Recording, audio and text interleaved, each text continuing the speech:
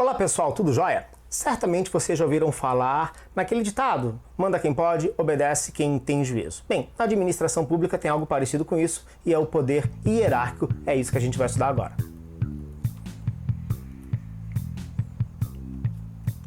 Vamos lá então, eu sou o professor Rodrigo Cavaleiro Rodrigues e estou aqui com vocês estudando Direito Administrativo. O tema de agora é Poder Hierárquico, um rápido conceito. Poder hierárquico, o poder de expedir comandos a subordinados. Simples, pessoal. Toda estrutura administrativa, seja uma estrutura privada ou uma estrutura pública, tem que ter organização, certo? E nessa organização, há os que tomam decisões, há os que executam essas decisões, ou seja, uma relação de subordinação. Na administração pública, estes que tomam decisões são as autoridades. A propósito, esse é o conceito de autoridade, né? Está lá na Lei do Processo Administrativo Federal. Autoridade, o agente público com poder de decisão. Toma as decisões e transmite essas decisões na forma de ordens, não na forma de pedido, certo? Os subalternos têm o dever de cumprir essas ordens. Essa é a organização administrativa e nessa organização administrativa verificamos esse poder administrativo, o poder hierárquico. Legal, gente? Olha que interessante o que nos ensina aqui o Cretella Júnior sobre a origem da palavra hierarquia. A etimologia da palavra hierarquia remonta a radicais gregos. O vocábulo formou-se artificialmente sobre a base hieros, que significa sagrado, e árquia, que significa comando. Com o tempo, passou da linguagem religiosa para a profana e desta para o direito público, acumulando os sentidos de comando, subordinação, escalonação e dependência. Esse conceito está no Tratado de Direito Administrativo do Cretella Júnior. Somando-se a essa ideia, que não é na verdade um conceito, né, apenas uma observação sobre a origem da palavra hierarquia, temos aqui Eli Lopes Meirelles. Pela hierarquia, verifica-se a desconcentração da administração, na medida em que se distribui e se escalona atribuições entre órgãos, tornando uns subalternos a outros. Muito importante essa ideia. Então, gente, poder hierárquico não é difícil. As autoridades tomam decisões. Há os subalternos, subordinados, que devem cumprir essas decisões. Como estamos falando de administração pública, não tem muito aquilo de acho que vou ou não cumprir determinada ordem. Essas ordens são coativas, salvo aquelas que forem manifestamente ilegais. Perfeito, gente? Eu gosto muito desse trecho que eu vou mostrar agora para vocês, também do Eli Lopes Meirelles, que fala de quatro verbos essenciais para entender o poder hierárquico.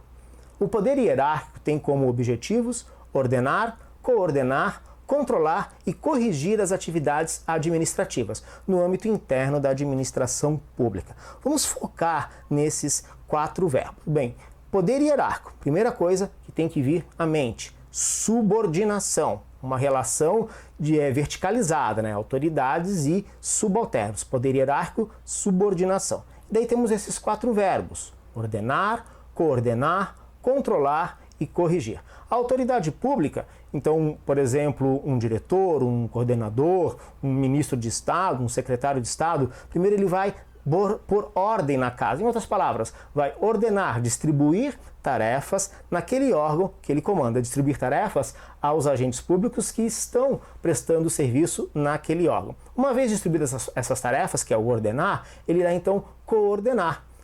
Junto com a coordenação, ele controla a atividade de todos esses agentes públicos. Afinal, um bom chefe, né, uma boa autoridade, não vai apenas se encostar lá na cadeira, né, com os pezinhos em cima da mesa, enquanto todo mundo trabalha. Tem que coordenar e, principalmente, controlar a atividade de seus agentes subalternos. A propósito, é um tópico muito importante do direito administrativo, o estudo do controle da administração pública. E o primeiro momento deste controle é aqui, no poder hierárquico. A autoridade imediata, em relação àquele subordinado, verifica os atos que ele pratica. E se por acaso aquele subalterno não está realizando adequadamente a sua função, o que vai fazer a autoridade? Determinar a correção daquela conduta, ou seja, o verbo corrigir. Então, ordenar, coordenar, controlar e corrigir. Se por acaso o agente público que não está realizando adequadamente sua função, depois de ter sido determinado que corrija aquela conduta e não a corrigir, o que vai acontecer? A gente sai do poder hierárquico e vai para o poder disciplinar, é outra conversa. Legal, gente? Bem, essa relação de subordinação, ela existe primeiro entre órgãos. Ou seja, há órgãos que vão decidir e vão transmitir ordens a órgãos que são subordinados. E dentro de cada órgão temos uma relação de subordinação entre agentes, porque todo órgão tem que ter um comando, uma chefia. Então, temos uma relação de subordinação entre órgãos na administração pública e temos também uma relação de subordinação dentro desses órgãos entre os agentes que prestam atividade nesses órgãos. Lembra bem, subordinação. Agora, muito importante que eu vou falar agora para vocês, gente. Não há subordinação entre entidades. O órgão é despersonalizado, né? O órgão faz parte de uma entidade. Já entidade é sinônimo, pelo menos aqui na administração pública, é sinônimo de pessoa jurídica. Então temos as entidades da administração direta, que são os entes da federação, União, estados, municípios e Distrito Federal. Temos as entidades lá na administração indireta, não é? As autarquias, os consórcios públicos, as fundações públicas, empresas públicas e sociedades de economia mista. Entre essas entidades não há relação de subordinação, certo? Poxa, peraí, quer dizer então que o INSS, que é uma autarquia federal, não é subordinada à presidência da República? Subordinada não. É claro que existe uma forma de controle, existe uma forma de prestação de contas, isso você estuda nesse tópico, né, controle da administração. Mas desde já, grava isso. Entre entidades, entre pessoas jurídicas da administração pública. Oi, minha filha, essa daqui é a minha filha, opa, caçula. De vez em quando ela vem aqui atrapalhar a aula. Bem, não há relação de subordinação entre as entidades da administração pública, entre a administração direta e indireta, por exemplo. O que é que há entre elas? Há apenas uma vinculação.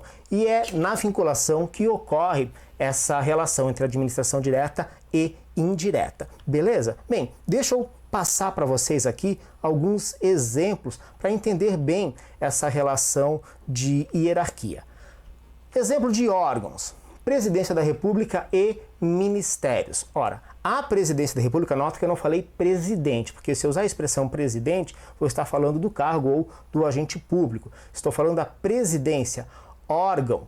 E abaixo da presidência temos os ministérios, dentro dos ministérios, secretarias executivas, coordenações, uma relação de subordinação entre órgãos públicos. Agora vamos pegar a Presidência da República, ou seja, vamos pegar o cargo de presidente da República.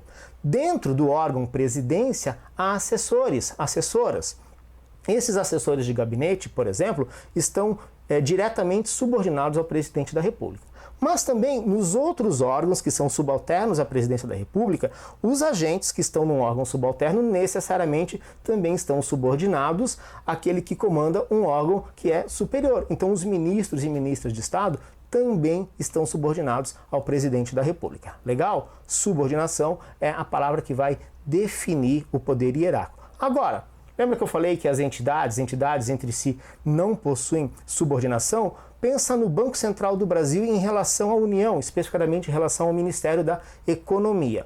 O Banco Central é uma autarquia federal. Se é uma autarquia federal, possui autonomia, possui independência, logo não é subordinado a um outro órgão ou a uma outra entidade, certo? Lembra? Estou falando do mundo do dever ser, tá? Se na prática isso não acontece, não é problema da lei, beleza? Entre o Banco Central e o Ministério da Economia não há subordinação, mas há uma vinculação, perfeito? E é dentro dessa vinculação que se estuda o como a União, no caso o Ministério da Economia, irá controlar o Banco Central. Não é um controle hierárquico, beleza, gente? É isso aí então. Muito importante essa ideia. Poder hierárquico envolve subordinação. Quais são os verbos que envolvem o poder hierárquico? Nós temos o ordenar, o coordenar, o controlar e o corrigir, segundo Eli Lopes Meireles. E não esqueça, não há subordinação, portanto não há hierarquia entre entidades da administração direta e indireta. Beleza, gente? Legal! Tá aí o nosso e-mail, se tiver dúvidas, se tiver sugestões, tá? As redes sociais também, mande suas perguntas aqui, se possível, nós iremos responder. Legal? Muito obrigado pela atenção de vocês, até o nosso próximo encontro. Grande abraço, tchau, tchau.